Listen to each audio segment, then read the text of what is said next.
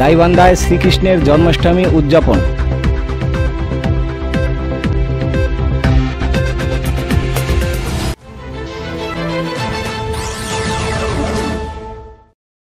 আসসালামু আলাইকুম। এমকে টেলিভিশনের নিয়মিত সংবাদে আপনাদের স্বাগত জানাচ্ছি আমি শারমিন মিনা। এতক্ষণ শুনছিলেন সংবাদ শিরোনাম, এখন ডেস্ক থেকে বিস্তারিত।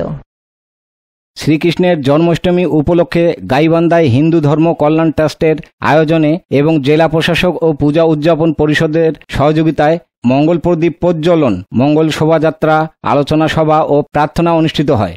এ উপলক্ষে সোমবার দুপুরে শহরের কালীবাড়ি মন্দিরের মঙ্গল প্রদীপ প্রজ্বলন করা হয়। এরপর একটি মঙ্গল শোভাযাত্রা শহরের বিভিন্ন সড়ক প্রদক্ষিণ শেষে মন্দির প্রাঙ্গণে আলোচনা সভা ও প্রার্থনা অনুষ্ঠিত হয়। এতে প্রধান অতিথি হিসেবে উপস্থিত ছিলেন ভারপ্রাপ্ত জেলা প্রশাসক মশিউর রহমান। সম্মানিত অতিথি হিসেবে উপস্থিত ছিলেন অতিরিক্ত পুলিশ সুপার ইবনে মিজান। বিশেষ অতিথি হিসেবে ছিলেন গাইবান্ধা পূজা উদযাপন পরিষদের সভাপতি পরেশ চন্দ্র সরকার। সকলেই একাত্মতা হয়েছি।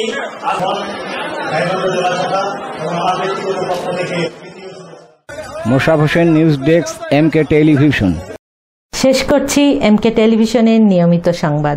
এতক্ষণ সাথে থাকার জন্য আপনাদের সবাইকে অনেক অনেক ধন্যবাদ।